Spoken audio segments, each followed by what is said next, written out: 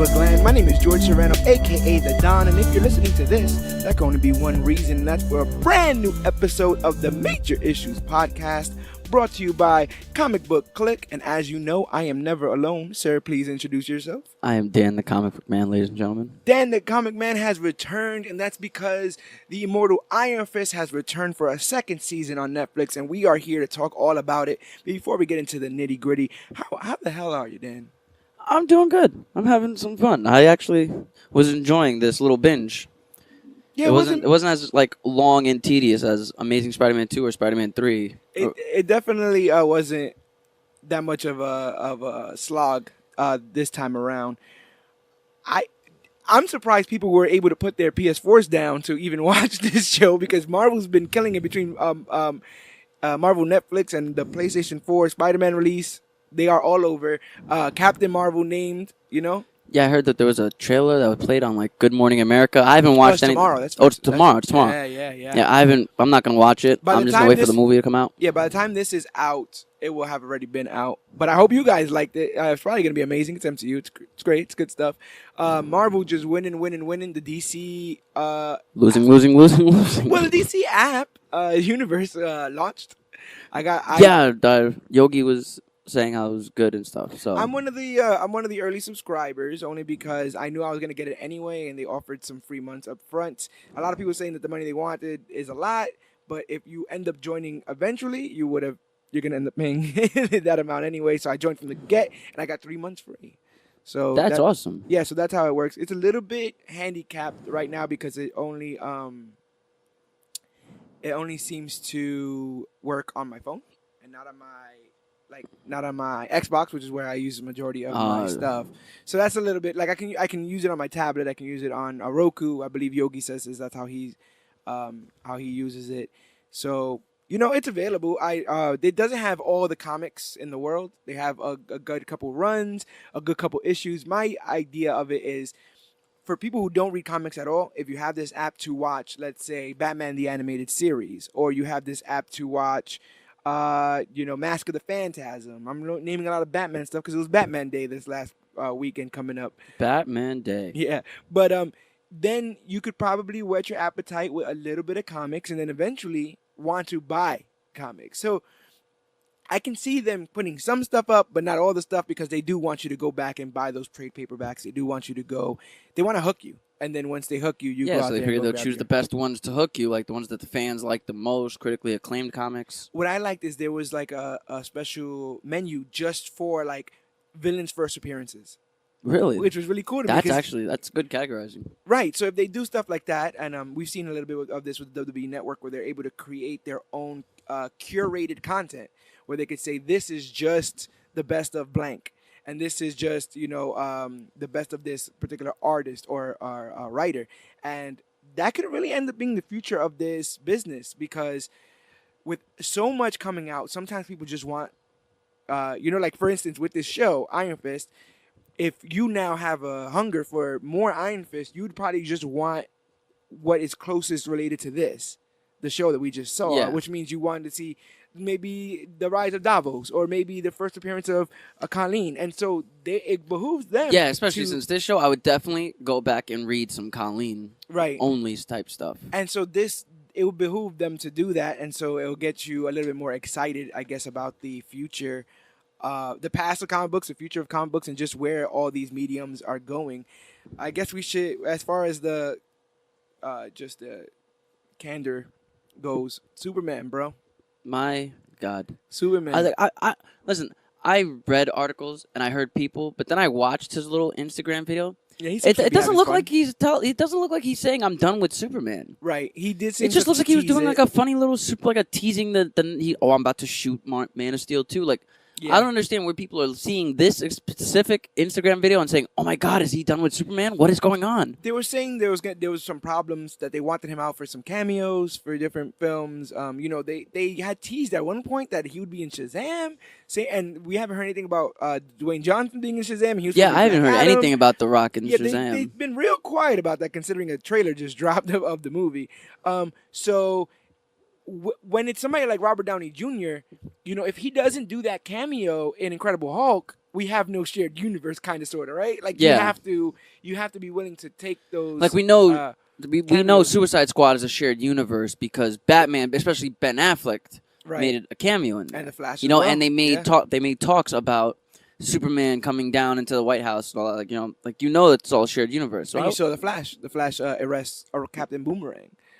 So you can see why a Warner Brothers would want Henry Cavill basically in everything, right? Tie this thing together if you are the bright hope or whatever. Of course. But in the same sense, when you do movies like Justice League and then you do movies like Mission Impossible, everyone, I mean, I know you've seen it. Yes. Everyone loves Henry Cavill's performance in Mission Impossible. It was amazing. And I thought he was. I want to see more movies like this. More Man from Uncle. He can be Uncle. a leading man. Yeah, exactly. He can be a leading man.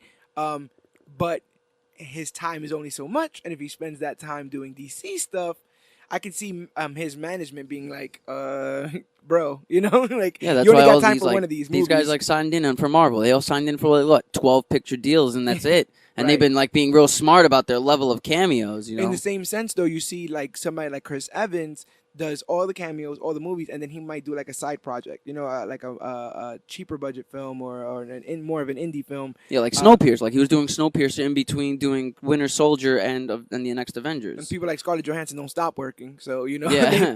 they find ways to work all those It's people. think of one of the Robert Downey Jr. movies you've seen since he's been playing Iron Man. You don't really Due Date.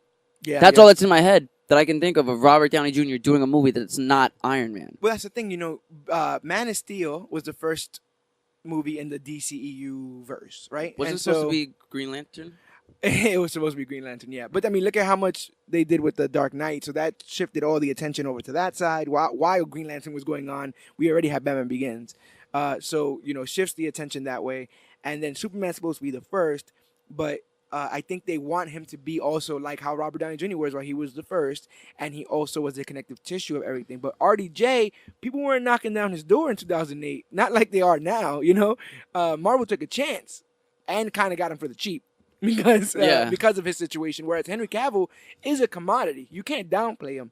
And if Warner Brothers tries to downplay him, and he decides he wants to do Blade Runner 3, Electric Boogaloo, or something like that, and he wants to be the lead in that, who's going to argue with him? No one's going to tell that 7-foot tall man. Yeah. I was sitting here trying to think of Marvel characters he could play. That guy's a big guy. And Adam was a big guy. Adam Warlock. People I saying think it would that. be great as that. I see Finn Jones as a Adam Warlock, the guy who plays Iron Fist. Yo, the whole time for Iron Fist, I kept looking at him, and every angle that he was on, a side angle, I kept seeing Steve Amell. Oh, really? I don't care. I kept seeing Steve Amell in that man's face. I'm like, you look like the Arrow. Danny, I'm gonna tell you something. Not all white people look alike. All right, I know how you feel about that, but that's definitely not a thing. All right, we got some of the candor out of the way. We've stretched our vocal cords a little bit, and now we are ready to jump into Iron Fist season 2. But because you guys are so great, let's give him a little bit of a Kunlun. Let's give him a little bit of a spoiler-free review at first, in case, because look, it's a lot of episodes to power through. I don't blame any of you guys if you haven't gotten up to all 10 episodes, which is shorter than Luke Cage but longer than the Defenders. And I actually think the 10 episodes help it as a series. Yeah, it was it was compact, but it also it was good with the pacing. At times it was really long pacing. I think it was the third episode where I kept checking the time frame because I'm like, wow, this is really long. Yeah. There's another 45 minutes left of this. There's only 20 minutes left. How long is this episode? When you, especially with what we do, we knew that this was on the docket for this podcast when Iron Fist was announced. We wanted to have something out so that we could chop it up with the members of the clique and talk about the season. But then that meant basically finishing this entire series within a week's time. Yeah. And so when you're starting that, it seems like such an uphill climb because you have 10 episodes, you have 9 episodes and 8 episodes. And these are not like the episodes of The Flash or Arrow where they're 45 minutes because of commercials and all that other kind of stuff. No, this is just straight This 45 minutes. This is our episode. Yeah, it's 56 minutes, 58 minutes, some of these. And so it really is long. And they don't want it to feel long, so they pad it with a lot, but it also feels like a lot, especially when there's so many subplots that are going down in this season that it makes sense why it's long. Because now you're spending 20 minutes with the Meachums, you're spending 20 minutes with this character, 10 minutes with this character, and then you already have like 10 minutes left. Let's just close out the remaining episode with a cliffhanger. Right. So I guess with no spoilers, how do you feel about this season? I thought it was good. I give it overall. I give it straight 7.8 out of 10. Have you seen all the season 2s so far? So I just finished. I'm almost finishing. I got like 4 episodes left of Jessica Jones, and then I'm going straight into Luke Cage. Season 2 or season 1? Season 2 of Luke Cage. Like I finished all the season 1s and only season 2 of Daredevil and Iron Fist. Okay. So I just have to finish the power couple. I actually think that Daredevil or Iron Fist ties up better than Daredevil at the end of the season. At the end, yes. Yeah, it was. It actually, and I told my girlfriend that it had me wanting to watch season 3 already. Like, I wish there was, like, I started this late and we're already on season 3, so I could just, like, jump into it. Actually, it was really interesting. Yeah, definitely. I would say that it's definitely an improvement on the last season, the first season. Definitely. Like, character arc-wise.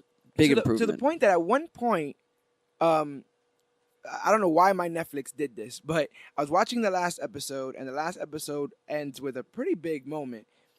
And then it did the next episode in 5, 4, 3, 2. And I'm like, wait a minute, that seemed like a series ending. What could be playing next? And I guess it just auto-played to the first episode of the season. Yeah. And so Danny Rand starts to walk with that afro, that blonde afro, and the Big Lebowski outfit. And I'm just like, man, that was terrible. All of that was terrible. It just reminded me again about how far we had come at this point, that I was excited, but just a real fast and stark reminder of where it was. We talked a little bit off air about this, where I didn't know whether or not my enjoyment was because of the soft bigotry of low expectations, because usually if you go into something with really low expectations and actually end up liking it, you find yourself liking it more than you thought you would. Right. And but it was weird because I didn't have much expectations for season 1 because of I didn't know much about the character. So I don't want to 100% say that it's better because of my low expectations. I want to give credit to those who have improved, like the fight choreography and the just the character acting in general. The plot points, realizing that it seemed like the Meachums had more of a personality in this one. Like they weren't just, forced obstacles. Like in the first one, they were just forced obstacles. Oh, I got to get my company back. How can I do that? The two people that don't want to give up the rights of my company. That's all they were. Right. In this one, you see the consequences of season 1. I'm also sort of kind of over the Netflix Marvel mystery that starts since episode 1. You learn a little bit more about it in 2. You find out a little bit more about it in 3. 4 hits you. By the time you get to 5, everything's off the rails. Like, you said you were watching Jessica Jones. Same thing happens, right? Like, who is this person? We need to find them. Yeah, yada, yada, yada. In season 1 of Iron Fist, it was who is Danny? How can he prove that? And I don't feel like, we had a little bit about, like, what's that, what's the box that Colleen gets? Or we had a little bit about, like, what is that? That was kind of that's one of the biggest takeaways. I was like, this is stupid. Because you don't even, you see the box as like a throwaway scene in episode 1. Then it doesn't come back to the end in some, basically, yeah. And for a big spoiler type plot twist, and then you're just like, that's it, just gets thrown away. Now we gotta wait for season 3. But I'm glad that every episode didn't end with her looking at the box forlorn and going, if only I knew what it was. I like that majority of the answers we got would come in the next episodes.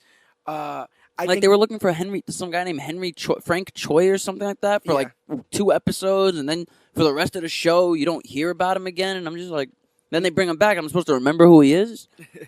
I like you said, I like the Meachums. I think everyone did a good job. As a matter of fact, I don't think we can even talk about specifics of how great of a job we did without spoilers. So I say watch this season, especially if you didn't like last season. Give this season a try. It has the major issue stamp of approval. It's not going to be the greatest season of television you've ever watched, but I would suggest, even if you haven't seen Iron Fist season 1, probably just pop into this, because I don't think there's much from 1 that you would have to take over besides the fact that Harold Meachum died in season 1. Yeah, and you take that away, and Joy didn't know. You take that away, and you give, and in the beginning of the season, there's a previously on Iron Fist. Why did it make it look so much more better than the actual Because season? It cut out all the garbage. Like, yo, I'm literally watching this like 2-minute teaser. I'm like, I don't remember the Iron Fist being this good. Right. So yeah, it gets our stamp of approval. Go ahead, check it out, and then let us know what you guys thought about it, because we are about to go into full spoiler territory. Spoiler alert. I like that. Spoiler alert. Spoiler alert. This season was better than last season, but I guess if we want to talk about specifics, why? Why is this season better than last season? Well, I said that the Meachums have more of a personality. Now, to more tack onto it. All right, so the first season you see that what's his name? Ward is an opiate head. Yeah. You know, he's into the drugs and stuff. You know, he's like one of those upscale businessman cliche in New York. You know, they have to do speed. He was also like a punching bag for his father in the first season, where I think another reason why this season does better is because it has like what I would consider actual factual villains, like a villain that will get into a fight. Oh no, yeah. Where in the first season they were fighting the Hand, which is kind of like a shadow organization, plus Madame Gao, who is like this elderly lady who kept laughing at our protagonist, like, you're stupid, you don't know what you're doing, like, you're the Iron Fist. You know, that's why the villains in this improved so much more with Davos. Yeah. Like, I really like that whole. I mean, personally, I'm halfway getting tired of the best friend villain arc where, you know, we grew up together, we're brothers, now our paths split differently, but I'll never stop believing that there's good in you, I'll always be evil. You know, it's the same thing we see all the time. But I guess, you know, if you want to pull emotions, that's the cheapest, easiest way to pull emotions.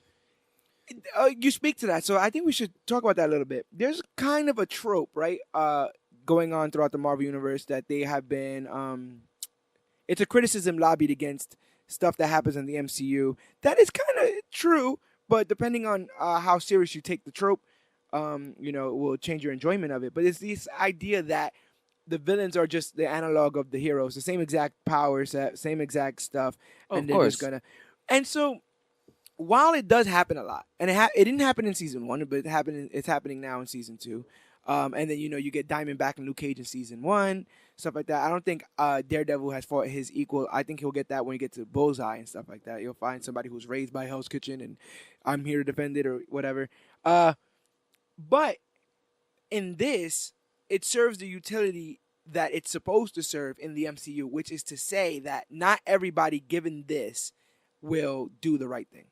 Not everybody given, and it takes a specifically good person with the same skill set to do well. So Obadiah is able to get the Ironmonger suit, the same suit that Tony built in a cave, right? He's basically the analog against Tony Stark. You know, if he wanted to, he can just fly that around and save the day. But he's choosing to, with the same technology, do bad. And so Abomination and the Hulk, right? Yeah. Super soldier serum me up, make me big and strong, and I will be the evil, and you have to fight the greater evil. So with Davos in this, you know, where we left off with him in season 1, he was having a chat with Joy. Remember, he's like at a cafe or something like that. Yeah. Having a nice little chat with Joy about bringing Danny down. And the beginning of this series starts off with Joy and Davos. The plan is not laid out in front of our eyes, but they're obviously up to something. And in hushed tones, they talk about bringing down Danny Rand and Ward. Joy is scorned. And hell hath no fury like a woman scorned on this show. He was really good in this. She was. And I believed her change of heart. She was. Jessica Stroop, I hope I'm saying that right, returns as Joy Meacham. I like Joy's facial features, facial expressions. Yeah, she's always either like laughing or snarking. I thought she was. When she's having that cold talk to Danny and Ward about getting her divestment from Rand back, she's emotionless. She's like, nope, this is what I want to do. Nope, yep, I'm ready to leave Rand. Like, she's just so about it. And they're trying to look into her to get what she's ultimately trying to do, and she gives them nothing.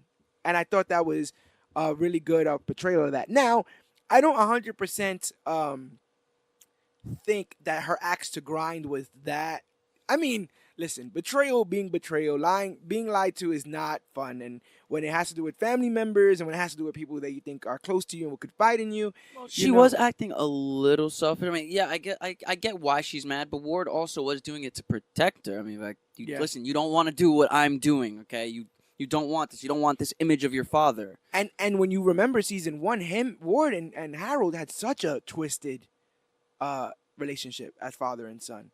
And a lot of, like you would say, a lot of the people were keeping Joy in this in safety. Like the less you know about this, the better.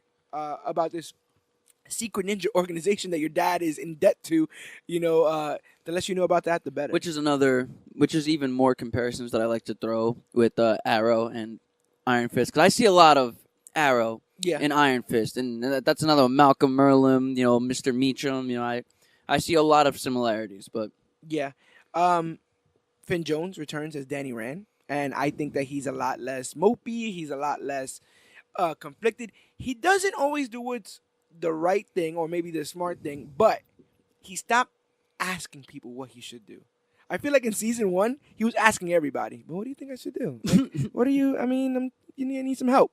This season, I didn't really believe his relationship with Colleen in the beginning of this season. Yeah, like of this season, like for like the first few episodes, I didn't really I can buy other relationships in TV shows or movies, but this one I wasn't really buying that they were together.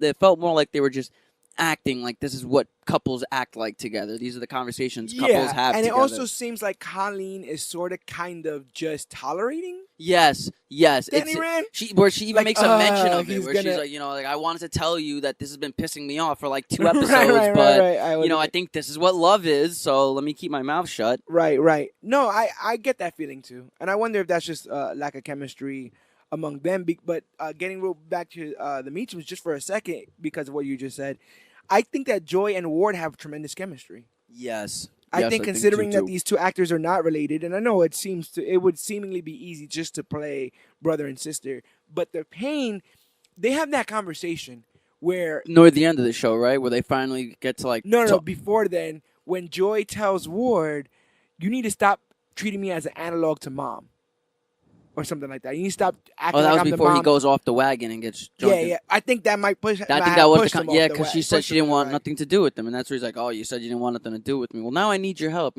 Shut up and just help her." Like that's in my head. I'm like, just shut up and help her. Stop questioning. But Ward, a broken man. This man. When he hears that what Joy says about like stop making me basically a mother figure because our mother isn't here, he says like that's cruel. Like, this is the first time.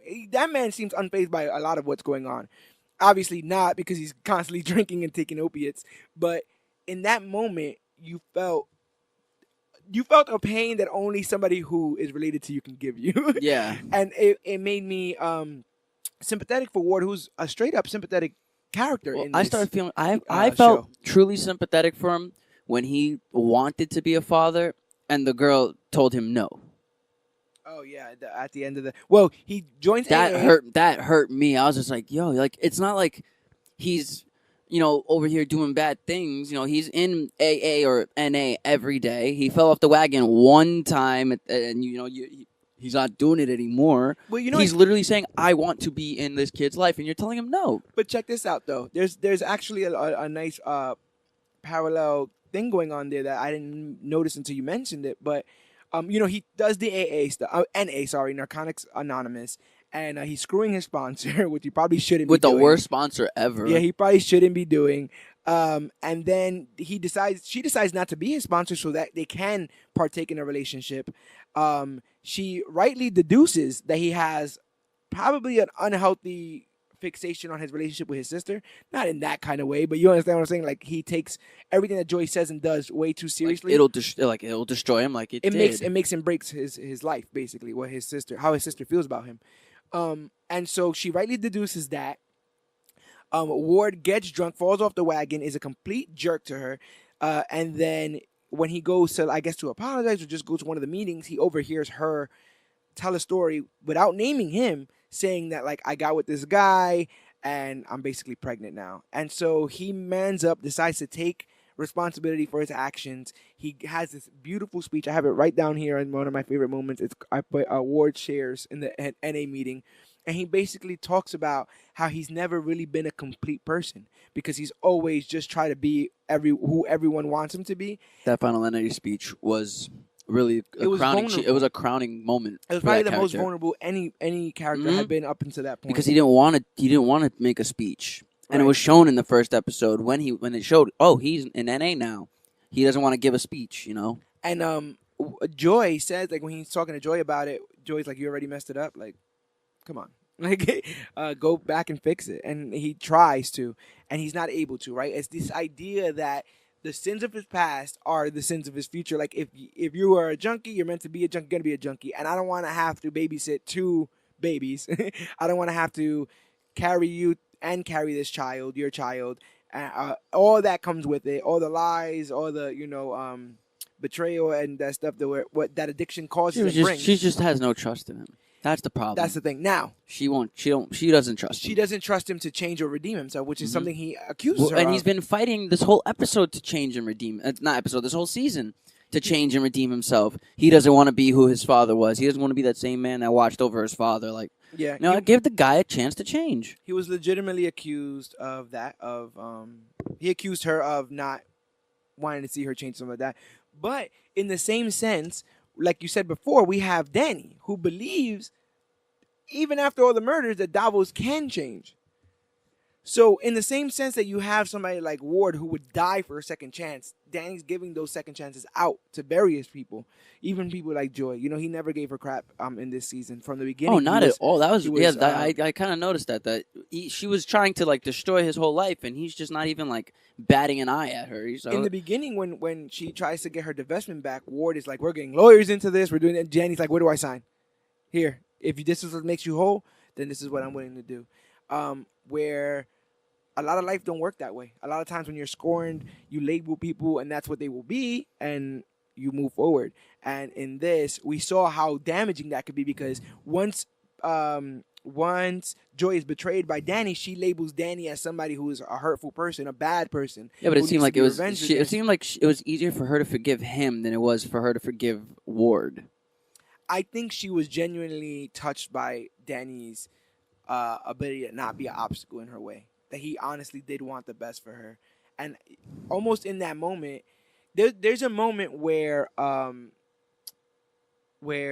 Joy says to someone, this partnership with Davos is effectively over, because all I wanted was for Danny to be hurt. And I'm thinking to myself, girl, you've done way too much in the scope of this show for things to just be over.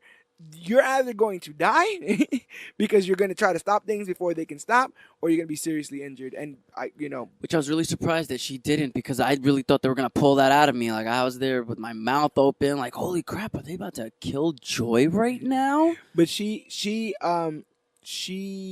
eventually, I mean, how does things end for her? She just goes to the hospital, right? That's we see of her. Her and Ward. Her and Ward, their last conversation they were having in the ambulance. Right. Then that was it. You don't see her anymore. Right. We have to talk about Davos. Sacha Dhawan playing Davos this season, played him last season. Last season when we left off, like I said again, he was very upset with Danny for abandoning Kung Lung to go find his place in life, find his rightful heir to the Rand Corporation, and he let him know at every turn in season 1, like, what you're doing is wrong, what you're doing is wrong, what you're doing is wrong. You don't deserve the fist. I should have it. And that's wise. Like, you got the one thing that I wanted, and you're going to leave? You're right. How are you going to do this? How are you going to turn your back on him? Yeah, this is your family, but we're also your family. Yeah. So I can feel why Davos... We're like the actual family. Like, you spent more time with us than the family you are. We raised you. My mother and father raised you. Like, my father treated you better than me. Right, and I wouldn't be surprised if he felt like Danny should be ingratiating himself a little bit more to that family, Davos, Kung Lung. He kind of should, though. They didn't have to save him. Can't argue that. Blonde hair, white boy. they didn't have to save him. The outsider, his mom being like, "You lost your birthright to an outsider." Like, yeah. She was. That fight was bullcrap. They call. I don't know. For calling it. Yeah, I guess he didn't want to hurt his son's pride or something like that. That's bullcrap, man. You shouldn't have called it like that. You're talking about the fight to gain the opportunity to fight Shao Lao, the Undying Dragon. Davos and Danny Rand both fighting for the opportunity to become the Iron Fist. Fighting more like Danny Rand getting his ass kicked. What do you think about the actual fight, though? I thought it was pretty cool. I liked it until the whole sun scene where he notices he sees the sunlight beaming through, so he's like, all right, let me just move out the way so he can like get caught with the sun. I thought Right. that was just dumb. I just thought it was dumb. I have no real reason behind it. I agree. I just found it to be dumb. I like the close combat thing. I like the fact that they were tied to that with that ribbon. No, I like, that I like. That whole close combat thing is cool. That's like the that blood. dog collar matches in wrestling, you know. Yeah, I like the blood. Like these are fights. We're supposed to be seeing what the end result of these fights are. Oh yeah, it their shouldn't be eyes something were that like eggplants. it shouldn't be something we just walk away from and we're good. As a matter of fact, with Davos in particular, we see him having to heal over several days and still having the marks of basically being beaten half to death by Danny Rand in that instance. And he's told, even as a child, that weakness is a weakness. Not weakness. Mercy is weakness. Yeah, Mercy's weakness. Mercy is a weakness. Yet, Danny is the one who becomes the Iron Fist. So what a twisted logic he must have in his own head. You see, when he tries to be the Iron Fist, he tried going straight and doing it the right way, like Joy told him, and then he couldn't just trust. He couldn't. I guess he just feels like the city is such an infection that even people that are telling him, "Hey, we're not on the Hatch's payroll. We're not on the Golden Tiger's payroll." Yeah. He still kills the poor guy. Puts his hand right through him. I like in the beginning of the series, I feel like Davos had almost a Wilson Fisk-esque presence where he didn't have to say much. Oh, he could just give you a look, and you were like, "That." Yeah, he was like upset. the muscle in the shadows. Yeah, you're like that guy has like something bubbling underneath his stone exterior. There's something there. Yeah, because like when Joy tried getting he needed the bowl, right, to be able to do the ritual. Yes. And Joy, the only way Joy said that we can get is, listen, we got to get this girl drunk and seduce her. And he's like, this is the most tasteless of tactics. No, so even before then, when he's like, I need the bowl tonight. And the lady's like, yeah, and I wish marijuana was legal in all 50 states. And she starts to pack the bowl away. You see him glance over at a table of knives. Yeah, and he's like, she's like, don't do it. So right then and there, he was about to kill her. He was going to get her. Because to him, everything is so matter of fact. He's like, I have to do it now. He's like, we need this bowl to complete the next step of the phase of the process. And all he wants. Everything is about the plan. The plan to get Danny to not have that fist anymore. Him and Danny have a cool little showdown before the ritual when they meet each other for the first time in this season, where they basically is the same kind of retread where he's like, you don't deserve it, and he's like, well, it's not my fault, I got it, and it's mine. How do you feel about what we eventually end up seeing as the ritual, the ritual of the copper bowl with the? Okay, isn't Kunlun in like a fucking mystical place? It like, is. Isn't it another world type of? It's so the 7 cities of heaven exist on non-Earth plane.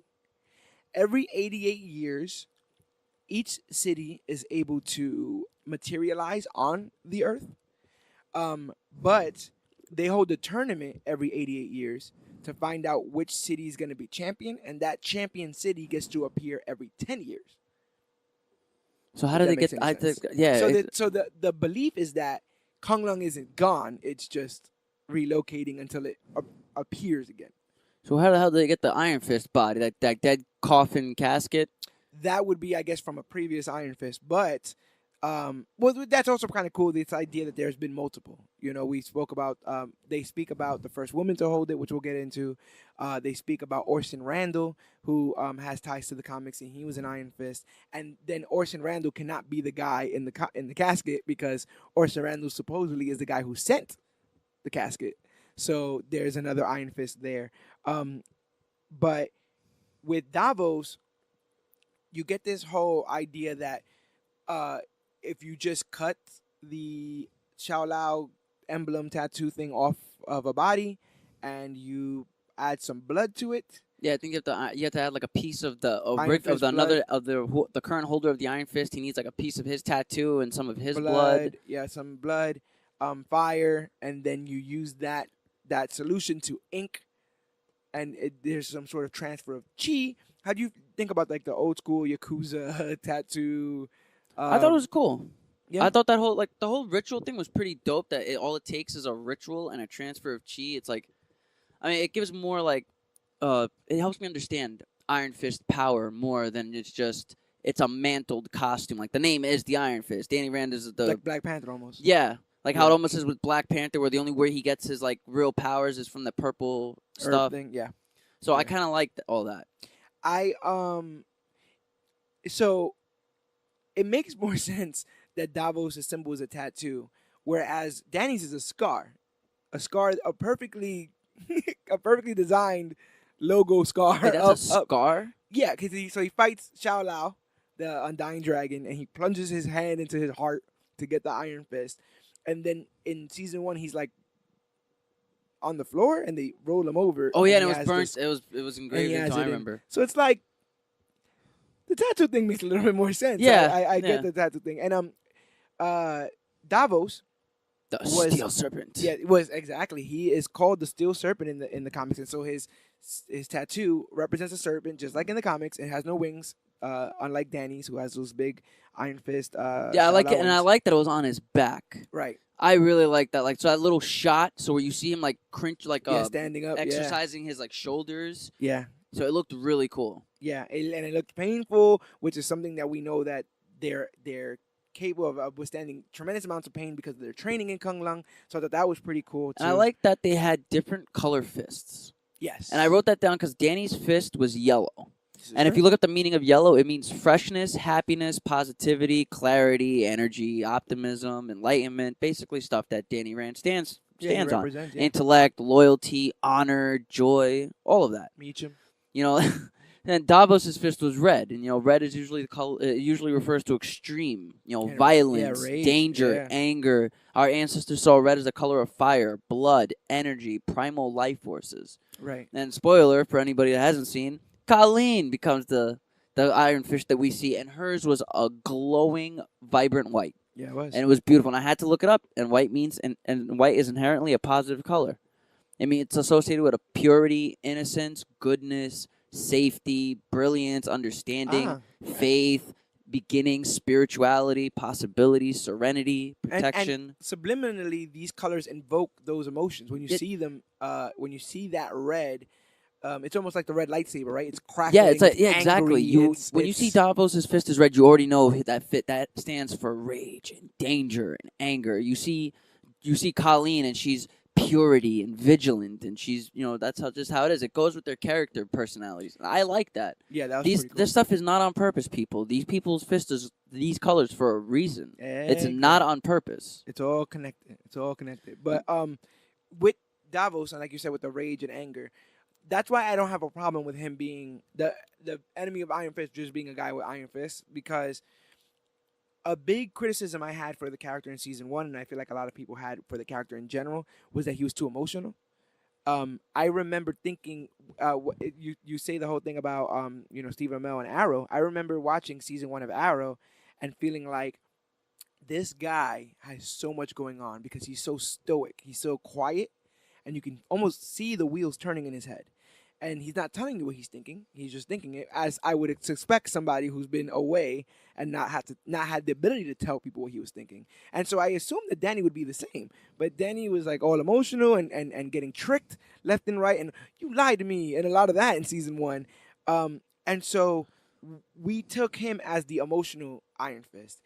And Davos got to show us how true emotion can wreak havoc. He acted on every emotion, every single one, to the point where he didn't trust nobody. No, I swear to God, if you are crossing me, I will kill you, and blah blah blah. He's going after everybody. He don't even care. He does the ritual. He's able to have the Iron Fist, and he has 2, which is amazing. The only time we saw somebody have 2 was in that flashback footage of World War I or something like that, or World War II, and we'll get to that in a bit.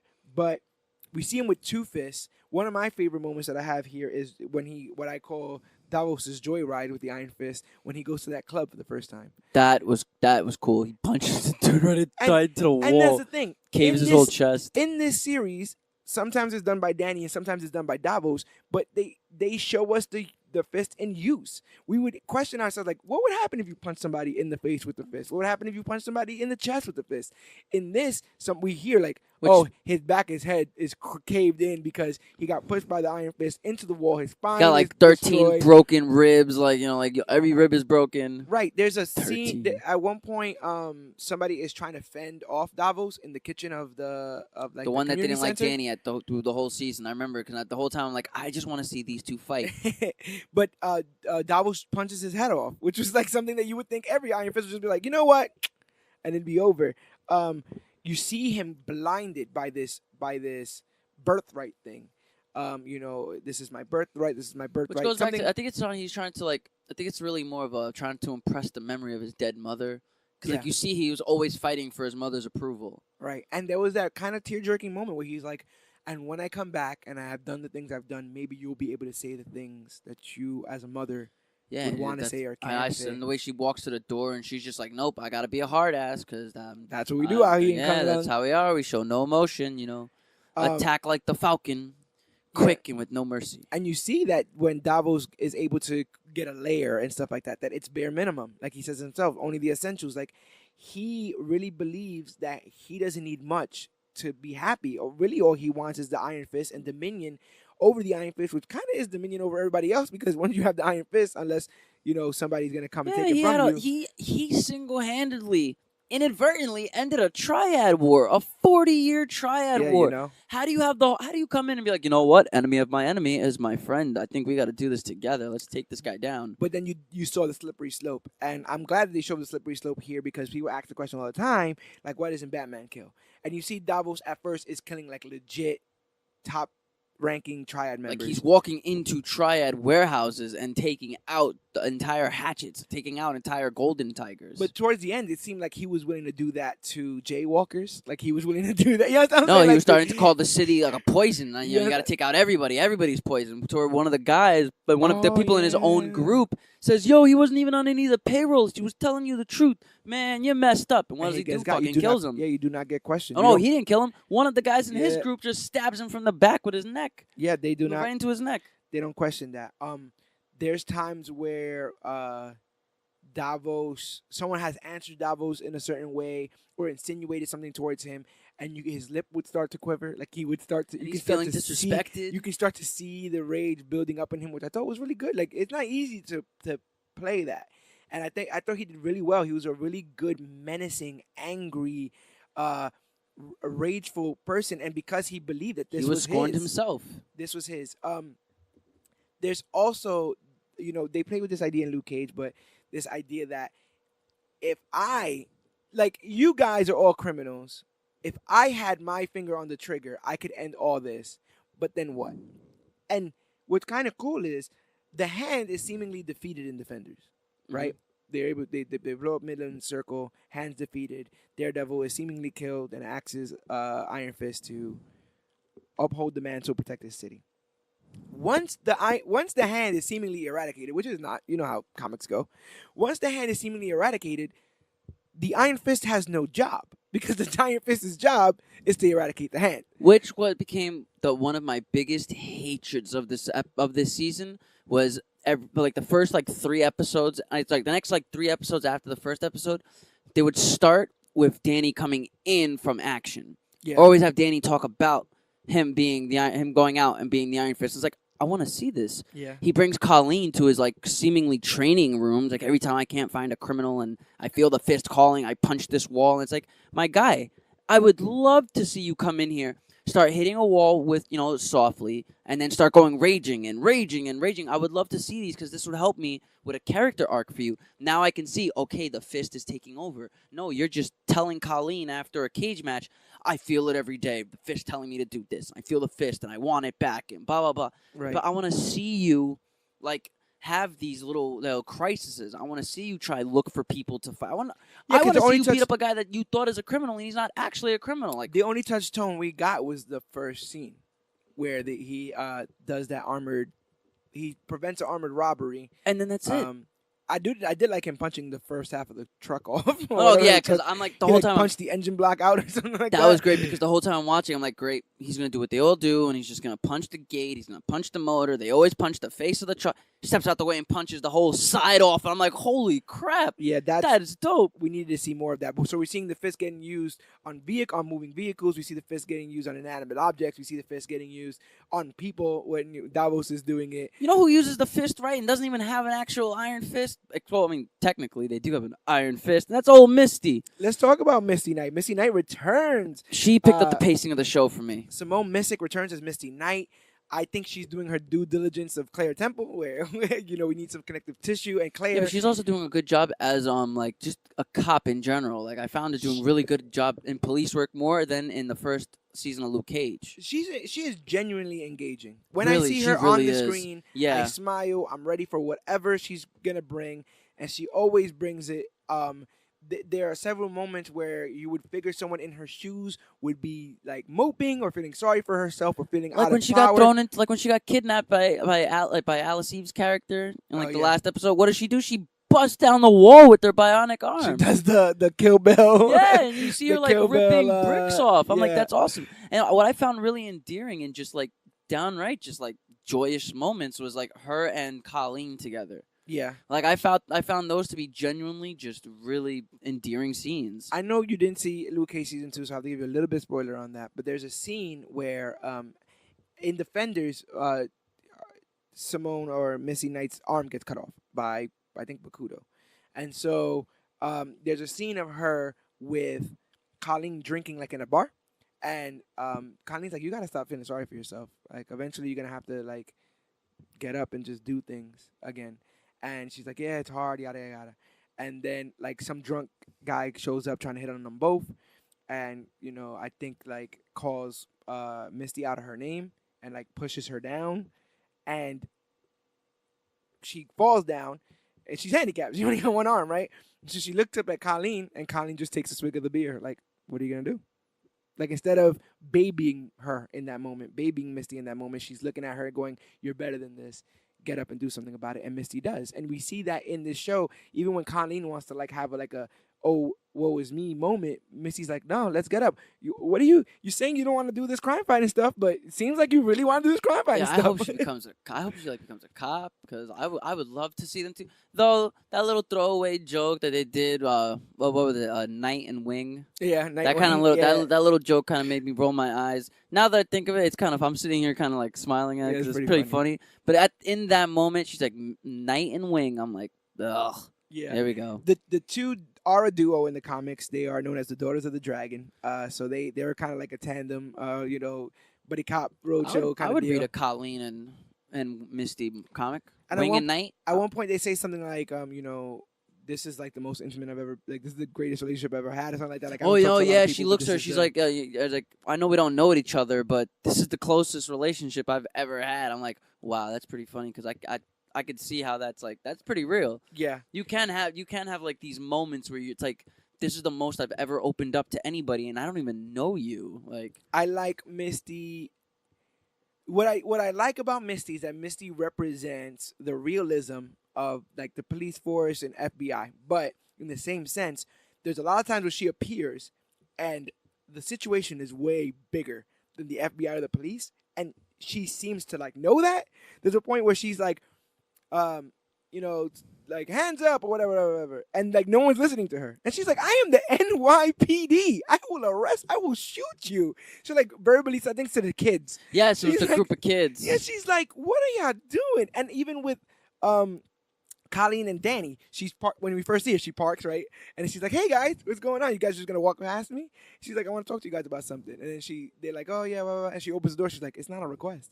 Like, oh, yeah, we're in the real world. And, oh, yeah, there's cops here in the real world. Yeah, we still live in a world with dragons and tattooed powers of transfer. Well, I think, wasn't she questioning them about something that they were already on their way to? It's like, yeah, we already know we're on our way to that. Like, and she's like, well, fill me in, and by the way, and get in the car. So I really, no, but she really that. is like, for someone that seems like so, like, you could just look at her and you would think Doormatty. She has this confidence of, like, someone like, which also goes to show with these Netflix shows, there's not many weak characterizations of women on these shows. There's a lot of strong, powerful women. When you consider Mariah Dillard from Luke Cage, when you consider Jessica Jones in general, Hogarth in general, right? Karen is probably the most wishy-washy, but she goes and tries to defend the Punisher. She has a kill, though. Yeah. She has a kill under her belt, so she killed Wesley. Poor Wesley. Poor Wesley, man. Poor Wesley. That cut is still deep. Poor Wesley. But yeah, strong females. That's what when I took away from this. The only person that I did not like this entire show was Alice Eve, and I thought it was very tragic because I love, as an actress, Alice Eve. but her characters were just doing nothing for me. So I think we're on different sides of the coin with that, which is what sparks organic conversation, right? So Alice Eve plays a comic book character known as Typhoid Mary, but in here she's known, I guess, Mary Walker. Mary Walker. Question mark.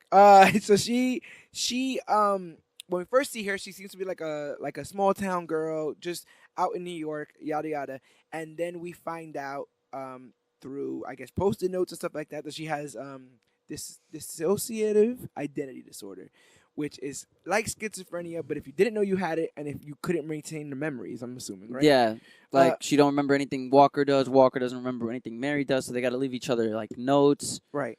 So where Alice Eve worked for me, I love all of Walker's delivery of everything.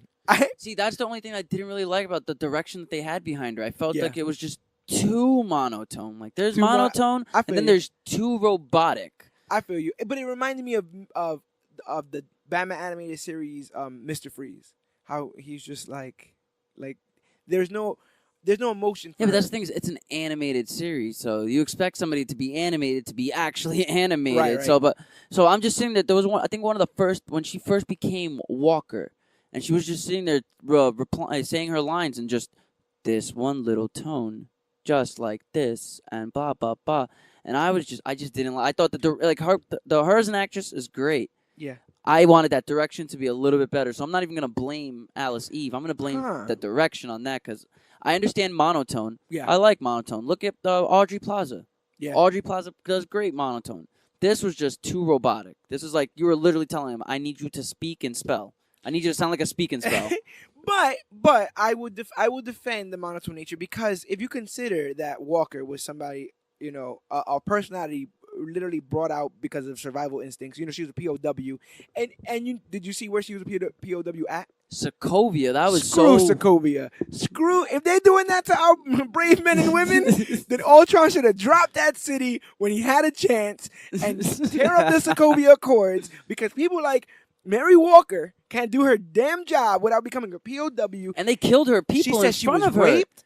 She said she was mutilated. She said her people were killed in front of her. It's like every 3 days they were bringing in like a new person to kill in front of her. Out of nothing but trauma is she able to create this stone cold killer, Mary, which is the only reason why I give her a pass on being so emotionless.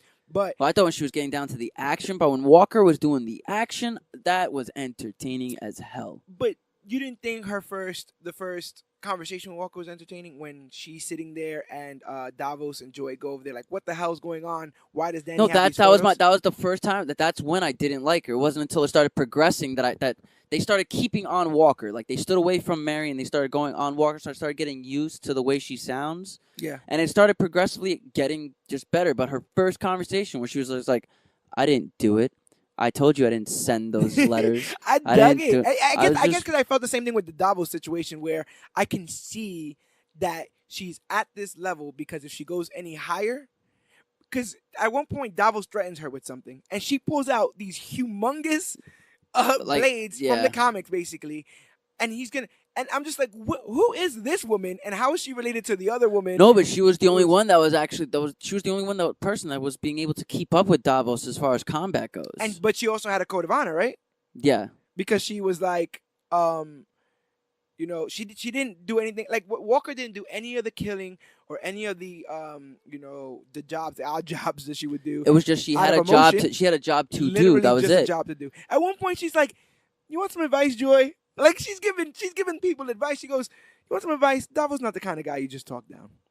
You probably want to get handled. That's when she's like, I got another job for you. Okay, I'll do it. It's a job. It's a job. That was like, what are you doing? She's like, oh no, that was the old job. I'm doing the new job. Like all that, I bought all that. Oh, it wasn't until the end that had me dead, where she comes back into his warehouse and she's like trying to gun him down. Yeah. And he's like, who has you do this, Joy? He's like, no, this one's just for fun. Yeah, she was like, that was the last job. Me. That was the last job. I got a new thing. I'm doing a new thing now.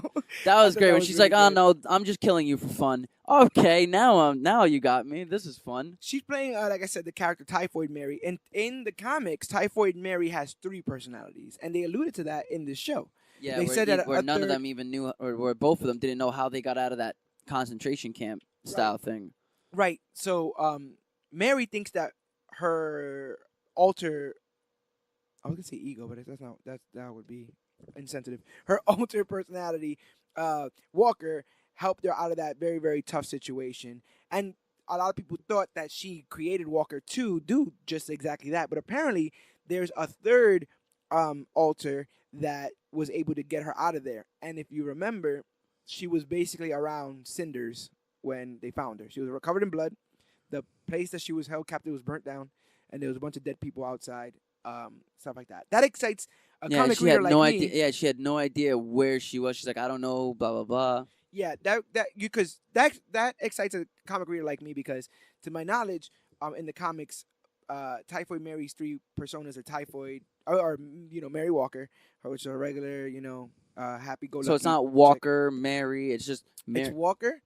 I mean, sorry, it's Mary, Typhoid Mary, and then Bloody Mary. So Ah. Bloody Mary is this completely unhinged. Like if you thought Walker was unhinged, Bloody Mary is way worse, way more violent, way more skilled, and for some strange reason has pyrokinesis, which means in her general vicinity, close quarters, she can set things on fire with her mind. And so I think that's incredibly interesting. And if you had to pick what show because this seems to just been an Punisher. introduction to her. Punisher. Punisher. Punisher. Straight up. She's mostly a Daredevil villain, but I do think she'd fit really well. I with think that she would Punisher fit arc. way more better in Punisher than she would Daredevil for the simple fact of the way they carried her in this show with the combat skills fighting and the guns. Yeah. I would love to see her and Frank Castle do like a whole hand-to-hand combat with pistols, like a John Woo movie, you know. Oh, we'll talk about some gun fu in a minute. But another thing I wanted to say about Mary, or just I guess the use of guns. There's that scene where Mary's chasing after Davos with the assault rifle, right? And one thought crossed my mind. I was like, it's good to know that even if you beat Xiao Lao, the Undying Dragon, and you have the immortal power of the Iron Fist, you could be shot. Like that's like you can still be shot. A regular bullet, And I think at the she local clipped Walmart. him a little bit. I think she got him on like the fucking ear or something. I tell you, what are you more in an Iron Fist, bro? What are you running from? Punch the bullets. Can't you do that? Like, is that too fast? Maybe that makes sense. But is this No, idea? didn't he punch a bullet? Did he punch a bullet? I could have sworn when she was shooting one of them, she shot like he was, or somebody shot at him. He had like his hand in the way, or I just was thinking to myself, like everyone could be shot. So, Magneto could be shot. At one point, there's if he's not paying attention, I'm guessing. No, film theory showed it. That he can be shot. A lot of cops nowadays, their guns that they carry are not metal or not. Yeah, they like have alloy, like some kind of like alloy? copper and something like that. Like basically stuff that's not magnetic. So like that scene in the first X-Men movie that we ever see, where he turns the guns around, when he gives that throwaway line, I don't think I can stop them all. He's not lying. A lot of cops, especially New York City cops, don't carry full metal jackets. They carry hollow tips. So yeah, if a regular old cop but a regular hollow tip point gun wants to shoot at Magneto, he ain't stopping that bullet. But it was just like it just reminded me of that. Like everyone's fighting for the power of the Iron Fist, but seemingly the power of just straight iron and lead, it seems to be doing a lot better. Joy's hurt, so she wants to hurt others, and it's this idea of speculation of escalation that Colleen talks about with what I call the children of Chinatown, the basically the ne'er do wells. The that little gang that's the Davos calls them vultures, picking the corpse off. Yeah, we meet like done. BB and Rhino and a bunch of those like kids and stuff. They were probably the weakest point. I did not like that BB guy. I was not a fan of BB. Yeah, BB like them bullets. I barely even remembered any of them. Like BB died. So yeah, poor BB. So there's that. And like I get that was supposed to be like an emotional thing, but I'm just like you can smell these character actors a mile away. You can smell that they're not going to be there for long. They're not going to do much. They're just a tie to everything else. So I was not a fan of that. But another favorite moment, Joy's indecent proposal. We spoke a little bit about it there, where Davos wants to kill one of Joy's frenemies, Mika something. Yeah, I don't remember who she. But it was a frenemy. It was somebody that she was pretending to be a friend of. But Ward's like, didn't she screw all your college boyfriends and your college professor? So she wasn't friends with this woman, but she was doing the whole business manner of talking her up and being all nice and stuff. And she basically is like, well, we don't have to kill her to get the bowl. If we can just blackmail her, we can get the bowl.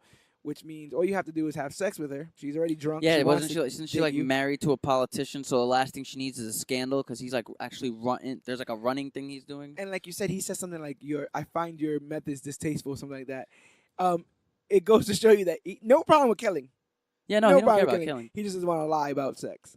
There's a little honor to that, I guess. There's some kind of Yeah, code there, well, right? I guess using sex as a power of like a use big power was like, nah, I don't want to do it. Yeah. It's like it's no honor in that. Like where's the fun in having to make a blackmail? Right. And it goes to show you, yeah, these weird, convoluted ideas of morals or code of honor that doesn't really make sense. But that's how Davos was the entire time. He felt like he had his own code that he had to live by, especially as now the immortal Iron Fist.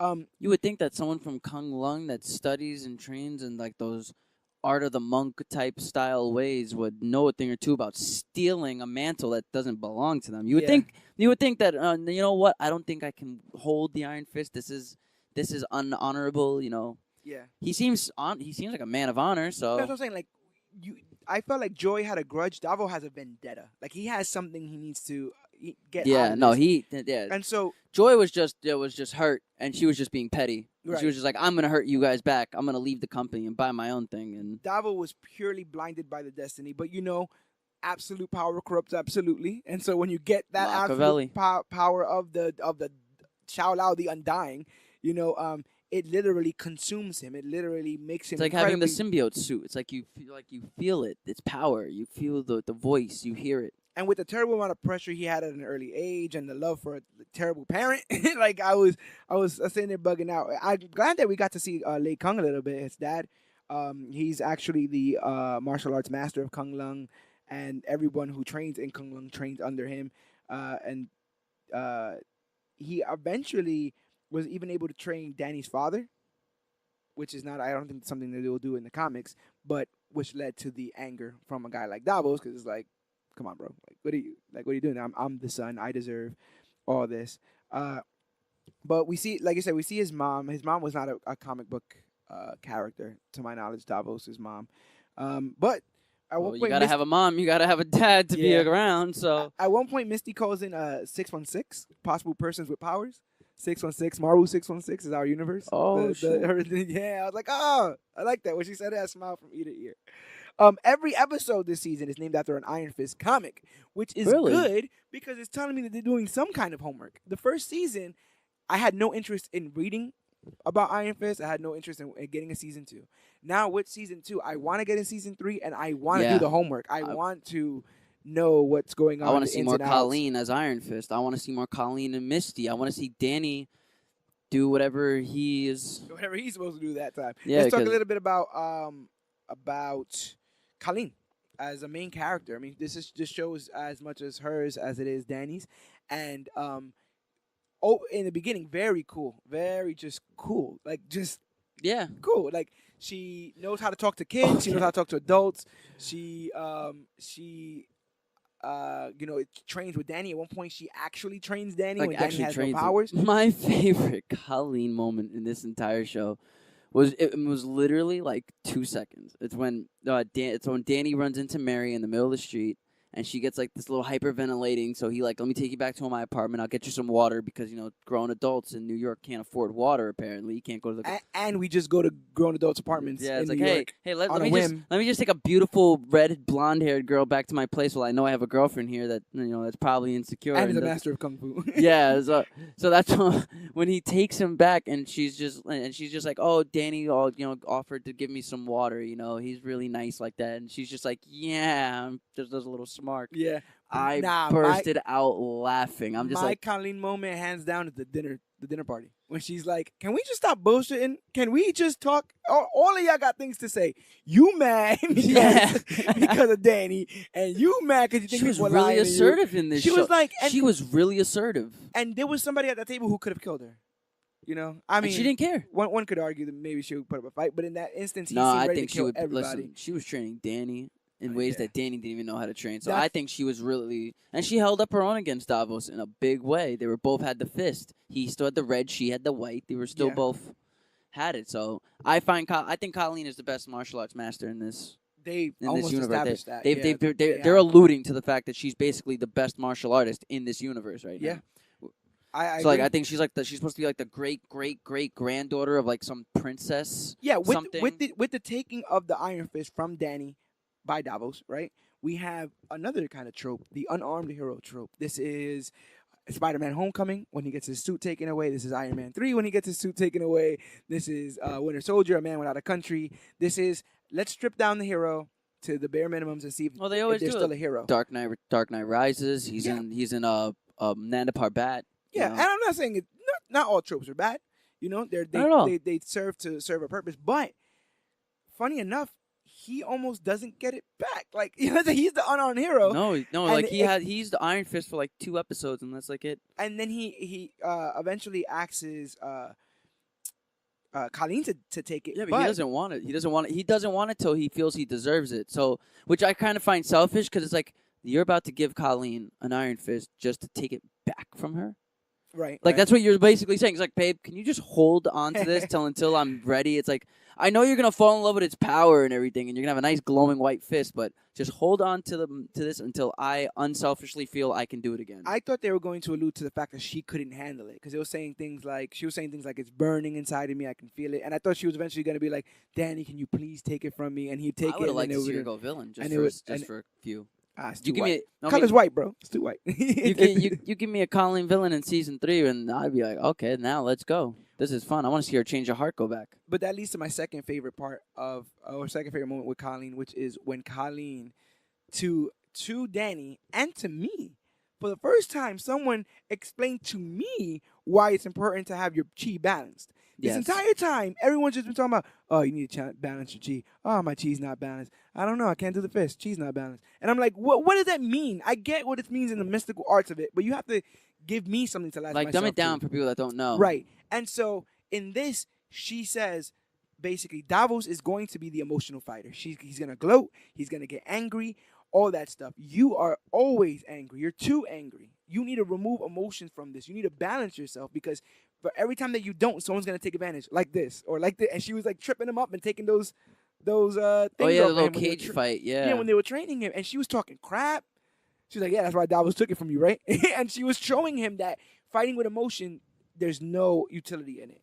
And I was like, that's why you got to be balanced, not just because energy is universal. Spiritual balance. It's literally, listen, even if this person is your brother, you have to not fight them. You have to be a tool. You are a tool, like a surgical tool. Like, could you imagine if a surgical tool was squeamish of blood, like would get close and be like, I can't do it. It's like, what? You're only here to do that. Same way with Iron Fist. You're only here to serve a purpose. And if you can't serve that purpose because of emotion, you probably do need to give it up. You probably do need somebody else to have it, which is... Yeah, but I felt like he was personally giving it to Colleen because he thought she was the better fighter, not because she was the more balanced of emotions. Like, they weren't alluding to that from his point of view. Her point of view... I feel like after that cage fight, he was like...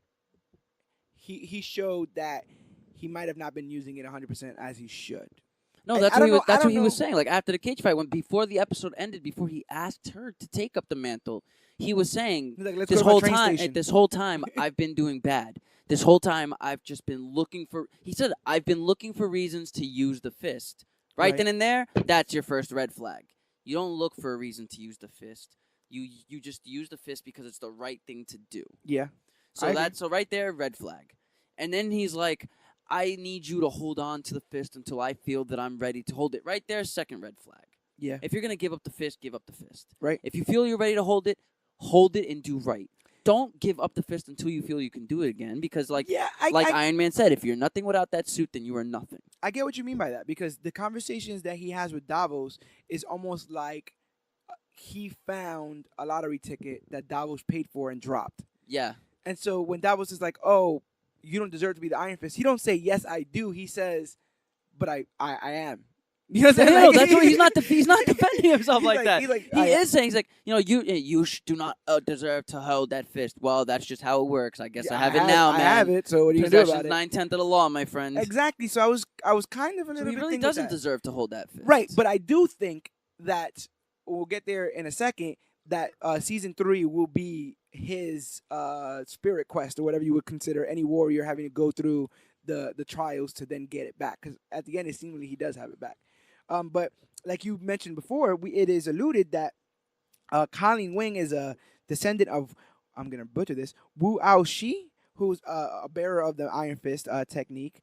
In Wasn't she like the first female Iron Fist holder? She's like the first and only woman. There's kind of a little bit of debate about that, but she is definitely the first woman. And then I guess Colleen would be the second because of her ancestry and because they were able to transfer the Iron Fist to her. Danny was. She, like her ancestor, was able to use chi manipulation to channel the chi through inanimate objects. So her ancestor would do this with arrows. She would light the whole bow up and then shoot. That's why her sword was like arrows. all white and Right. shit. That shit was beautiful. Right. So in this, you see Colleen use the power of the Iron Fist and the tat on the arm, which is better than the one on the chest. I probably couldn't do that, but I did like the tat on the arm. Yeah, it looked like a little like a wrist tattoo. And they also kind of alluded to it when they went into for the tattoos and like, we're here for tattoos, and they're like, you guys don't have any ink. When they were nice little bit of foreshadowing that she finally gets it back from the Crane sisters. She's like, oh, so you did want some ink. And with her with the Iron Fist and Misty with that bionic arm, and Misty's like, I think I want to bling it out. And in the comics, it's all gold. So if Misty gets the gold arm and then Homegirl got the Iron Fist, like, I watched that show. Like, me too. If you were gonna give me a season of just Misty Knight and Colleen Wing doing crime fighting as police officer and Iron Fist, that's it. You sold me. I'll even read a comic. I know they have comics together. So I would read like a new Colleen and Knight comic. Yeah. And Davos has not been killed. So no, what is he going to Arkham so he can break out? He's probably going to the raft. Danny let him go. They took the power from him, put him on a stretcher, and he's seemingly off on his way. Coming into the dialogue that I always hate from every bad guy and good guy, I still believe there's good in you. Oh, there's no good in me. Yeah, you can go to hell with that. Yada yada yada. But what I found funny was after doing some searching, like I said, Danny's father was Iron Fist in the comics, and so that fight that takes place between Davos and Danny actually took place between Danny's father and Davos, and Danny's father won the whole yield situation. Danny's father's the Iron Fist. Davos goes behind everybody's back and goes to fight the dragon anyway and loses. And so his father finds him and is just like disappointed in him, basically brings the body back without saying a word. And that bitterness is what Davos portraying, I guess you would say, in the show. Like this idea that how I was born for this. This is the only thing I was made for. My father's in this, my mother's in this. I live here. How could I not be the Iron Fist? And him battling up against that reality, he cost him the lives of many, many innocent people, both in the comics and on the screen. So I thought that was kind of cool. But I guess you would say that Colleen is the defending Iron Fist of New York City now, because after the transference of the Chi and the Iron Fist, Danny and Ward decided they're just gonna go try to find this corpse of Orson. This Iron Fist corpse. I kind of like that little moment between them on the airstrip. Yeah, he's like, "What are you gonna? You don't know who you are. Let's go." Yeah, they're going. Come on, Ward. I'm not asking you. I'm telling you. Come on. And I do like that. He's like, I feel it. Like this is not something we should be talking about. I feel that this is where you should be going, and I think that you should. And I thought that whole little ending was a little too much for me. Like I would have rather have seen more of Colleen doing Iron Fist moves than like Ward and Danny doing espionage in like China. So I think the reason why they do that, one obviously is to tease the appearance of Orson Randall, supposedly the Iron Fist, right before Danny. Sorry. That was one reason, and the second reason I think is they want you to know and see where those characters are when we come back in season 3. Because if not, if you end with the Colleen shot, it's almost a Colleen show, and we're moving away. You know what I'm saying? Like Danny. Yeah. Danny went to go live on the farm. You know what I'm saying? And we'll see Danny when we see him. Oh, it was like in one of the seasons of Arrow when like when he leaves away and for like a couple of months, right? Wasn't it like I think end of season 2 or 3? But when he does though, we follow him. It would be like when Red Arrow left for a while, and then we didn't hear anything about him, and then he came back. If Colleen's the only hand, we would only be following her, and this seems to be a pretty flash forward. We don't know how long you think, how much time you think has been gone. Well, I'm trying to see from like Ward's like I features. give And I give it a year. Nah, 6 months. I give it 6 I months. was gonna give it around like 5 months. I Yeah, give it 5 6 6 months. I think a year might be too long, but 6 months. Well, whenever the next season drops, I guess it'd be picking up right from there. Right, and it also picking up with this idea of multiple Iron Fists, because in the ending of this, Danny seems to have not only the Iron Fist back, but 2 Iron Fists, and he's using what they call in the comics affectionately Gun Fu, technique perfected by Orson Randall, a former Iron Fist. And so we saw Orson Randall in season 1. There was some security footage of some guy defending Kung Lung. It's like black and white security footage, and he has the Iron Fist mask on and the 2 fists, which was also such a slap in the face, because it goes to show, like, see, it works. It's not ridiculous. Why don't you just do it with him? Why don't you just do it with Danny?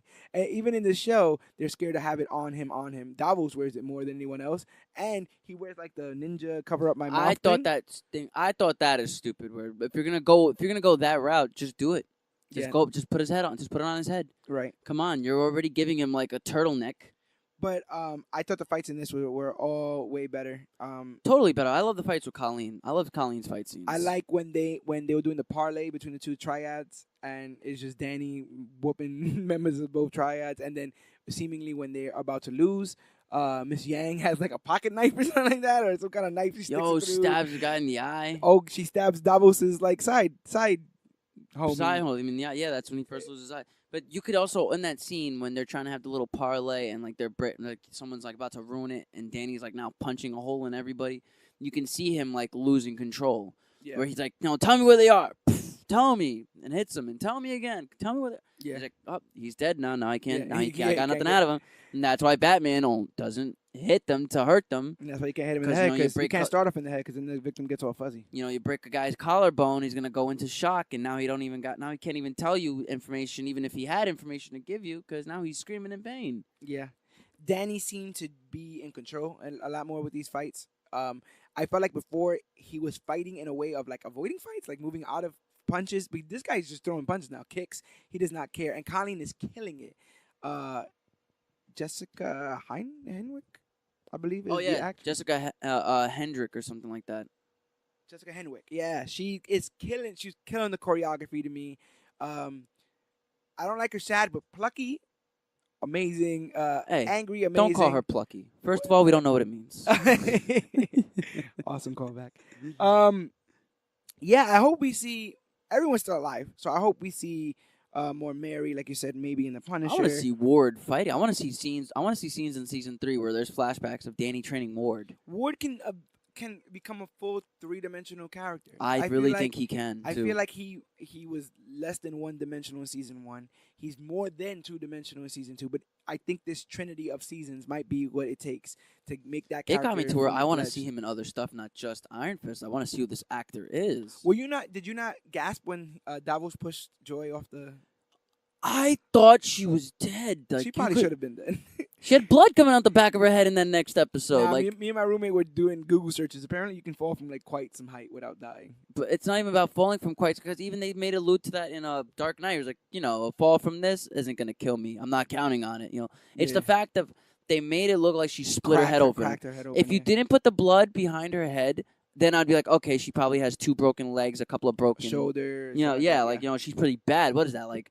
That was probably like a 15-foot drop. Yeah. You're not dying from a 15-foot drop unless you crack your head open. Yeah. That looked like she cracked her head open. She pushed him pretty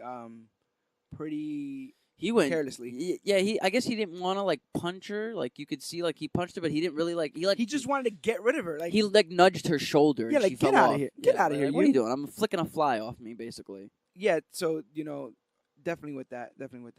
But yeah, I this season to me definitely stands out. And they seem to be setting up for next season, which is something I don't feel like they were doing last time, because they're getting ready for Defenders. But with hopefully Typhoid Mary getting her fire powers, Orson Randall, like I said again, that they alluded to Orson Randall being the person who sent Davos the body of who knows. You would be able to find these Easter eggs. You'd be able to pull out these Easter eggs better than me, because a lot of these names are just right over my head. So it's funny, right? When he says Orson, I'm sitting here with my roommate watching it, right? He says, like, oh, I'm looking for a guy, Orson Rand or whatever. And I go to my room and I go, oh yeah, that's the Iron Fist before Danny. You know what's crazy about him? He didn't really use his fists. He used to use these guns and channel his chi through the guns and make the bullets full of chi, making them have more damage. And seconds later, Danny pulls out the guns, Orson Randall's guns, and channels the chi through the guns and shoots bullets, and his bullets blow up the bullets that were shot at him. And it was alluded that Danny stole those stuff from the shipment because the guy's like, my boss wants, some shipment got taken over, and you guys seem to suspiciously know about it. My boss wants what was in that shipment, and then Danny whips out the guns, and so he has Orson Randall's guns, which means Orson Randall's alive, which means why is he not the Iron Fist? In the comics, he went to war. He was like disenchanted by Kung Lung, and eventually, remember I was telling you before that these cities exist on other dimensional plane, and they come back every 88 years, except for the champion city. And then every 88 years, they have a tournament of the capital cities of heaven. So there's Kung Lung, which has the Iron Fist. You have Kung Zi, which is protected by the Crane Champion. You have the Tiger Island, which is protected by Tiger's beautiful daughter. Now all these names are rolled off the tongue like Iron Fist. Yeah. There's Ping Lei, which has a long line of warriors called Cobra, and also the Fat Cobra. Cobra Kai. There's Kingdom of Spiders, which is protected by the Bride of Nine Spiders. There's Zemgambo, which is protected by the Prince of Orphans. You got Undercity, which is home of Dog Brother Number 1, and Eighth City, which is called Brutish Hellish Realm, that serves as a prison for the evils of the world. So these people legit fight a battle every 88 years to become, to be the one that gets to materialize on the earthly plane. But unfortunately, when they called on Orson to defend for Kung Lung, he's like, nah, I don't want to do it. Screw this tournament. Screw everybody. Accidentally or out of anger kills the champion of one of the places and then bounces out. And so he gets really addicted to like alcohol and pills because he has PTSD from the war, and he chooses kind of to sort of abandon a little bit of the Iron Fist. So we might get that sort of like, we're going to be informed about where Danny should be by people like Davos and Randall. They're going to set those guys up as the complete left and the complete right and put Danny right in the middle and show why Danny should be and should have the Iron Fist. Because we need to see other people fail with it to make Danny the chosen one. If everyone's better than Danny, then everyone should have it instead of Danny. Like I think Colleen should have it more than Danny. I hope. Hell, teach Ward how to fight, and he can have it better than Danny. I hope that by the time we get to where we get to in that flash forward, that we have our full faith in Danny Rand, and I think that they can do it. With this season shows that they're capable. And I don't think Finn Jones is bad at all. I think Finn Jones is getting up there as like a respectable comic book actor. Some of the dialogue's a little wonky. That's in general. That's my problem. I was telling my girlfriend, I was like, a lot of the dialogue, I was saying the lines before they were coming out. Yeah. And if I can predict the dialogue, I don't like it. There's a scene of Danny. He had gotten Colleen upset. And he's like, well, if you're not going to train me, I'm going to train anyway. And so he's hitting like the post. And he falls down, right? I audibly say to my roommate, the door's going to open and you're going to see an outstretched hand. And as soon as I say it, she sticks her hand out like, come on, I got you. It's the most tropey thing ever. But they're in love, so I let it pass. But there is a lot of stuff that you can call a more like away. She was in love with the loser, and she's just trying to figure out ways to just dump I mean, him. he is a lovable loser, isn't he? He is a lovable loser, but I just felt like she deserves better. I'm on Colleen's side. I'm a team Colleen. I'm on team Colleen all day. Another cool stuff. Anytime Davos had to have a show of strength, I thought was amazing. When he goes to Mr. Yang's the docks, and they're like, "You're not supposed to be here," and he like throws a knife, catches it, stabs somebody else, does some other kind of stuff. I was like, wow. I bugged out at the fact of Danny Rand fighting Davos in a community center, and everyone just like watching. That was pretty cool. But he also does like the Black Panther, throw the thing up in the air, catch it, and stab then stabs you him with it. I was like, that's Panther. That's completely Panther. But yeah, we definitely had that there, which I thought was pretty cool. What about Davos stroking out Mr. Yang? Davos with the 5-point exploding heart technique. Me and my girlfriend were dying at that scene. Like I had to show that scene because it was the funniest thing I've ever. I'm like, yo, just look at this. This is before I actually started liking the season. I'm like, look at this stupid scene. He's gonna come up to him and look at this. Knock, knock, knock, knock. Gives him the 5-point palm heart exploding technique on his neck. And he was like, yeah, so I'll talk to you later. See you later with that. Yeah, he eat that. He literally he just gives like a secret handshake on his neck. He like knocks like 4 times. Yeah, I don't think. You want to say anything about the golden tigers and the hatchets? I like the idea of a hatchet as a weapon you keep in a holster. When Homeboy pulled out the 2 hatchets out of the holster, oh no, I was like, hatchets were always from my understanding of being a film nerd. Someone I have known nothing about the culture, but I know everything about the cultural appropriation of the films. Yeah. Anytime we've seen triads, you've always seen hatchets. That's what triads use. Yeah. Triads use hatchets. I've seen it in Battle Royale. I've seen it in Kill Bill Volume 1. I've seen it in Batman adaptations. Anytime I see triads or Japanese fighters, they always have 2 hatchets, and it's always in these little bullet pistol holsters. They always take off the blazer, and it's right there on their sides. So I think the whole hatchet is cool. Golden Tiger, I think, is just overkill with the cliche names. It's like, what's the most cliche name we can pick for an Asian group? Golden Tiger. They did exist in the comics though, and I think that their utility here is to show that there is something that Danny kind of wants to end. Well, I mean, every show has their gangs. Yeah, every show has their gangs. But it also has to show like this is a threat that Chinatown is facing, and not Harlem, and not Hell's Kitchen. You understand? Like, that's what I don't understand is Matt Murdock wanted him to protect Hell's Kitchen or all of New York. That's it. Listen. I get you. Like that's what you're right. Yeah, you're right. It gets a little weird after a while, but other than that. I try and when I was watching this season, I was trying to ignore everything I've seen in the past. Right. And while ignoring everything I've seen in the past, I was enjoying this was a season 1 for Iron Fist. That the first time we see the Iron Fist is in Defenders, and then season 2 is season 1. What a season to start off! I think all these characters are great. They have a lot of personalities. I got into a lot of people here. Misty was nice. It was nice, and I liked what's his face? I liked that they have a Turk. Was another appearance. Oh, yeah, Turk Barrett, baby Turk comes Turk back. was another appearance. How did you feel about Ward and Misty's chemistry? Yo, Misty was like Misty was really trying to. No, but Misty specifically was trying to throw it at him. She was like, "Hi, how you doing? My name's Misty Knight." For those that are uninitiated, Misty Knight actually gets with Danny Rand in the comics. Wow, those 2 are a couple. Colleen Wing at one point dates Cyclops. That's weird. And then Jessica Jones and Luke Cage get married. Power couple, yeah. Yeah. So, let's see if they're moving in that direction. I'm trying to see if there's anything. I would like to see a Ward and Misty little thing. Why not? Ward needs somebody that'll keep him on the edge of his feet. Ward will keep somebody that'll keep him grounded too. I think Misty is a kind of a character that will ground their significant other. Yeah. So if Ward tries to get too big for his britches, she'd be like, "Listen, I have a metal arm and I will snap your collarbone." Now you just said that, 2 things before I forget that I want to state moments in the show before we wrap up. One, I loved the whole "I'm not an asshole boss" speech he gave to his secretary. Like he was in a bad mood. Yeah. So she was questioning about something and he was being very short with her. And then he was like, "Listen, I'm not an asshole boss. Trust me. I'm just having a rough day. Tell people that I'm busy. Whenever anyone asks you, just tell people that I'm busy." Yeah. I thought that was really humanizing. But the scene that actively made me laugh was the scene with probably the most balanced cheat bartender I have ever seen. I knew you were gonna mention that scene, and that scene was hilarious. Because he's like, "You're too drunk, bro. You should get out." And then he swings, boom, punches him in the face. "You should probably leave, bro." And Ward's still trying to fight. Enough? Still trying to fight. Boom.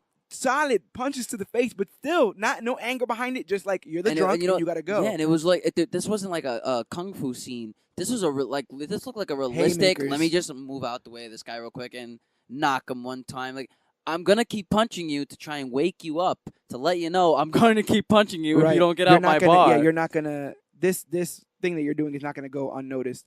And then he punches him like the 3rd time. And he's like, "Have you had enough?" Yeah.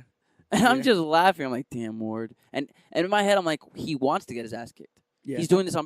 He's not Suicide trying to. Yeah, it's like suicide by cop. Like, he's like, "Listen, I have all these emotions right now. Just beat the crap out of me. I need you to have a reason to beat the crap out of me. So let me just swing on you so you can beat the crap out of me." And I guess as far as I'm concerned, I can end it with that. I can end it with the idea that I think at one point in my life, I represented almost everybody on this show.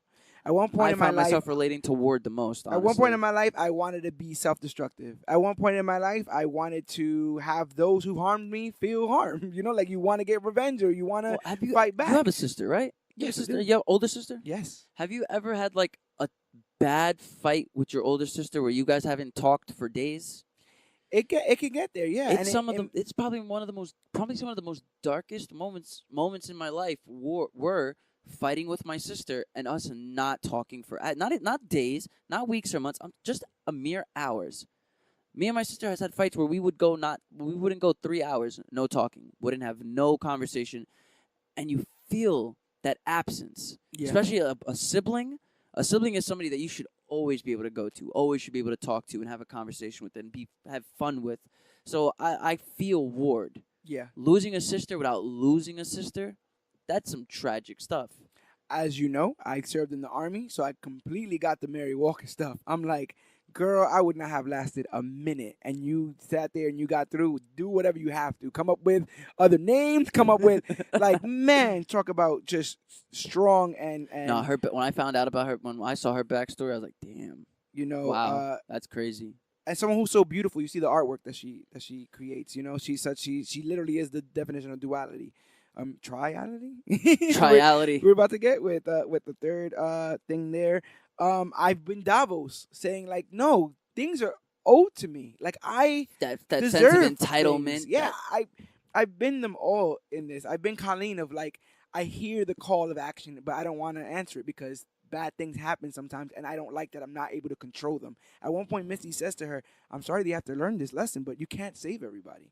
And that visibly shakes Colleen. If I can't save everybody, what's the point of saving Oh no, anyone? yeah, because she didn't want her blaming herself on BB's death. Right. She's like, BB's death is not your fault. The second you realize you can't save everybody and not blame yourself for deaths, you'll be. But Colleen looks at it as almost like, if I can't save everybody, then why save anyone? That's not the point. It isn't. But That's but when your that's responsibility is that's on a the red line, flag right there. when your responsibility is on the line, it makes you think those ways. Eventually, she came around and felt a lot more heroic, as you can see in the ending when she's able to channel her chi through her sword, her that was so cool. white hot fist of fury. But they were relatable for the first time. Each character. It was people that have acted from places I've been, and so I was able to say that you're not right, but I've been there. And you're not right, but I've been emote. there. They emoted so perfectly for some reason. Like everybody was just, except for in the beginning, where I was a little against Alice Eve's monotone talk. Other than that, everybody like emoted perfectly for me. Oh, last thing before I keep reminding myself because it's legitimately good moments in this show. Joy's speech to Davos to convince Davos that she's not there for any ill-gotten gains was amazing. It's this speech of like, show them the man that I know, the man that I see. Yes. You have nobody. You have nothing. I'm the only one who knows you.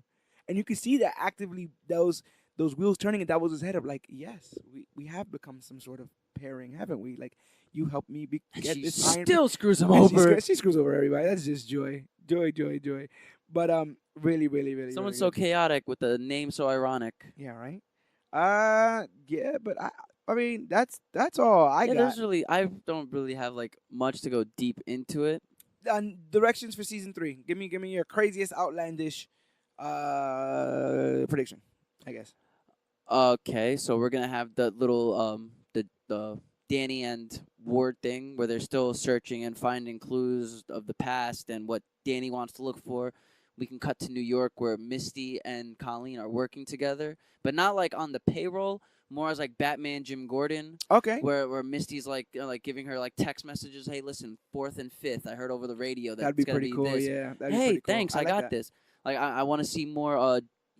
I can see Joy really running the Rand company, not buying her own company, but just since there's no Ward, since there's Yeah. no Danny, Yeah. I have most of the shares. Time for me to take over now. You know, I can see Getting her. back in the family business, turning it. So I can turning see it right side up. So like how so really more like what's her name? Fate. Hogarth. Yeah, I can see her being like another Hogarth, but really more of my most outlandish predictions is the whole Jim Gordon Batman angle of Colleen and Misty working together, which I want to see. I would love to see that. Hey, I got a hot tip for you. Here's where this warehouse is, and it's been a lot of action over here. My guys hasn't been able to get within 2 feet because they keep gunning people down. Don't worry, I got you. Have your guys ready to storm in like 20 minutes. Comes in, cuts down everybody, and then There you go. now you have the cops coming. Like, I would love to see that. That's teamwork I would love to see. There's a character in Marvel's lore called Shang-Chi, the Master of Kung Fu. I would love to see Shang-Chi show up. I want to see Xiao Lao, the dragon. I want to see Fing Fang Foom, the dragon. Can somebody give me any kind of dragon? Can we in get Fing season Fang 3? Foom finally? Like, Can somebody give me a dragon? When they had that like tapestry that they opened up that had like the instruction manual of how to do the ritual, and you see the dragon around there, I'm like, we're gonna get a dragon? Is the dragon coming? No, the dragon's not coming. Speaking of dragons, why is Xiao Lao always dying if he's undying? He loses to everybody. Everyone's the Iron Fist. There's multiple Iron Fists. This dragon just bad at fighting. What's going on here? But my outlandish prediction will be that I do think we're going to see that tournament of the 7 cities next season. like a flashback or just No, I think now. I think it'll be a thing where Danny's like, Colleen, you have to stay in New York. I'll handle this or something like that. And, Kung Lun won the last tournament, right? I'm assuming, yeah, because That's how Danny was able to go to Kunlun because the portal was opened in that Right. and the only way he was able to come back. I think for he was season only 1 gone for 10 years, wasn't he? Yes, he was only gone for 10 years, so I'm guessing that's how he came back because he came when it opened. Right. So I would hope that I guess I would wait. I would want to see it opened again within the later seasons. Yeah. So I'm hoping for that. I'm hoping just to see Kung Lung in general because everyone keeps acting like it's gone, like destroyed, but it's not. It's just gone off the plane. So I'm hoping for more of that. I want Iron Fist and Punisher to meet. I want those two characters to meet because I think they're complete opposite sides of the spectrum. I think that would be really, really cool. But ultimately, my craziest theory is that I think Iron Fist is going to have to eventually put down a defender that has gone out of control. And I haven't figured out whether or not that's going to be Daredevil, as per the That weird ass teaser. the teaser at the end of teasing Daredevil season 3, where he says, "I'd rather die as the devil than Live die, as Matt than Murdock. live as Matt Murdock." So he might be going further than we think. Oh, poor Charlie Cox, man. He's so great as Daredevil and Matt. He is He good. is fantastic. Yes. I could find you him imagine? so great. But could you imagine rooting for an Iron Fist to put an unruly Daredevil down? Like that would be cool. I would want to watch that fight with this new choreography. I'd want to watch that fight. I'd want to see where that goes. Or maybe he's gonna have to knock his fellow hero for hire down a peg. Maybe Luke Cage gets too big for his britches, thinking that I'm I one don't who want to runs see things. superheroes versing superheroes. I You think don't I'm wanna kind of see the get fight? tired of it. Well, we haven't had it yet. Well, no, and everything We had else. everyone beat up Iron Fist in I'm Defenders. talking about with everyone else. Don't you let know, BVS scar you like it It's not scarred even Cavill and Affleck. Don't let it have those. It's not effects. even that. It's just the first Avengers. 45 minutes of the movie was all of them fighting. The second Avengers, once again you have them fighting. The third Avengers, once again you have them fighting in space. It's Guardians versus Avengers now. Sometimes misunderstandings happen, but I would like to see. Like you just I gave us guess- the I Defenders. guess- I just want more. I guess. What I want is a conflict of not only interest but a conflict of moralities, where different people's line is drawn as to what they allow and what they don't. Well, it seems like everybody's line is really not drawn too far in the sand when it comes down to like killing and doing excessive force. Right. It seems like Iron Fist, Jessica Jones, Luke Cage, and Daredevil don't got no problem with excessive force or killing. They try not to kill because that's a little bit of what you're getting in season 2 of Jessica Jones, is like whether or not she should just end the threat, and they play a lot of that with Luke Cage. But I think that one of them is gonna come to the conclusion that things need to be a little bit more definitive, and I think that somebody else is gonna have to be like, nah, B. So I think there's trouble in paradise for the Defenders, but there's not ever any trouble here on the Major Issues podcast. Never, unless you throw another Which Is Worse. Oh, that's coming soon. But,